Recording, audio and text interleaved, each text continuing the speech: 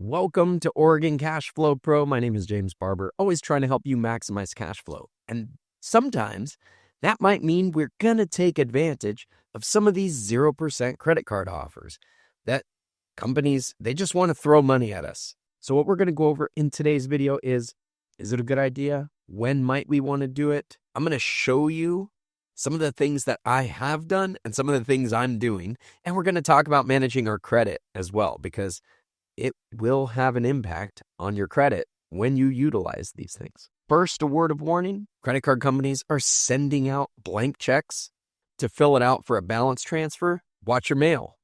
Don't let somebody else get it. Somebody tried to cash one of mine yesterday.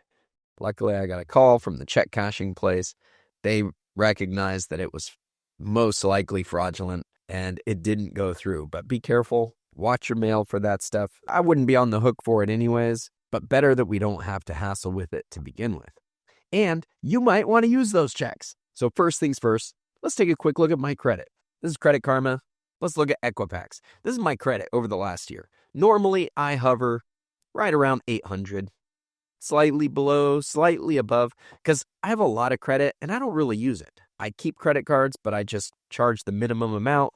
I use 1 or 2 cards throughout the month to take advantage of the rewards points or the cash back, and then I pay it off. So we have really good credit most of the time. Now, what happened right here? Right here, there was a change in my home equity line of credit, and for some reason, my credit union reported it as a credit card balance and not a home equity loan balance, and that totally skewed everything, dropping me by 130 points? 140 points.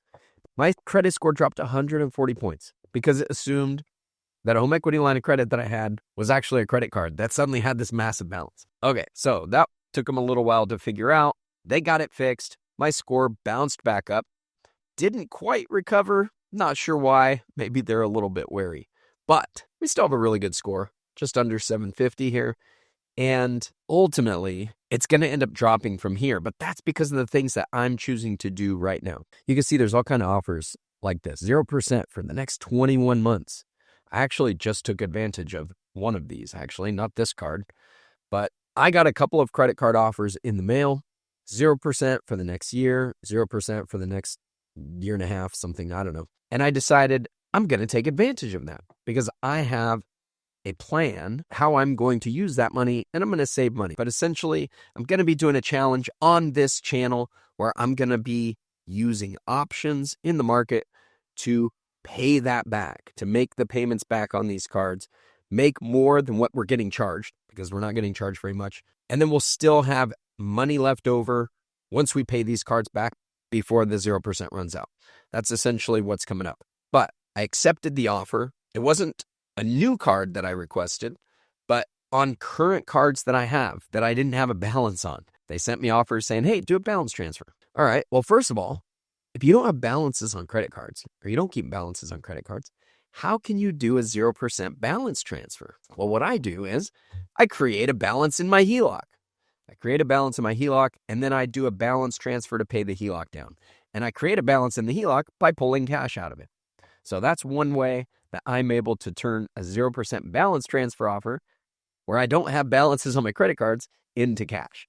And I'm going to take that cash and I'm going to put it into the stock market and figure out how I can make more money, increase our cash flow. So because there were a couple of cards that I had outstanding offers that I decided I was going to accept, I know that as soon as I accept those and the balance on those cards goes up, because I'm going to just borrow out the max that they'll let me. One of them is charging me 4% to borrow it for a year, and one of them is charging me 5%. That's the transfer fee. It's a 0% interest, but the transfer fee. So it's the equivalent of a 4 or 5% interest for the next year. So I'm definitely taking advantage of that. In my HELOC right now, the interest rate is 8%. So if I do that balance transfer, I'm immediately saving 3 or 4%, even if I don't do anything else with that money. Just hang on to it, pay off the card in a year. All right, cool. That's a little bit of savings. We're going to multiply that with some of the trading strategies that we're going to employ. But knowing that I wanted to take out the max on those cards, my score is going to drop. That's essentially what happened right here. I borrowed at a 0% interest for this card. And here's the details on that. I borrowed out the maximum amount. I had 0% through September of this year. So it's coming up. 0% through September of this year. No, sorry, not through September of this year. I got that one through March. I think it's March of next year because I don't have to pay this off just yet.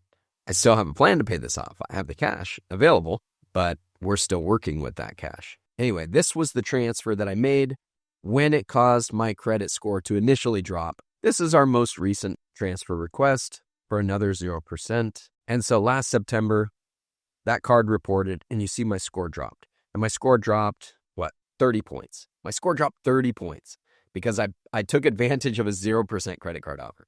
Okay, so what's going to happen here when I take advantage of two other ones? So when these next two cards go in, my score is going to drop down under 700.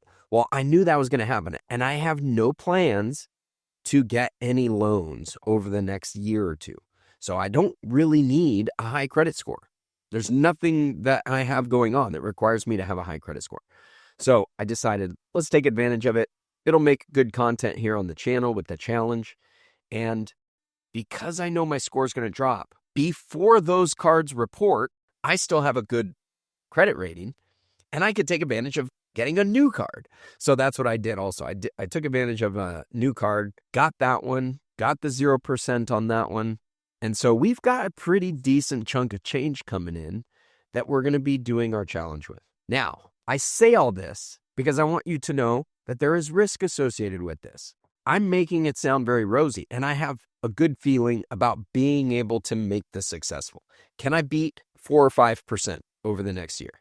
Yeah, I can almost do that in my sleep, but we want to do better than that. We're going to try to do better than that, and we're going to try to have some cash flowing assets at the end of it as well. And that'll all be part of the challenge that comes up. But these are the things you have to watch out for. If you're going to decide to use 0% credit cards, the risk is that 0% runs out. Has your score recovered?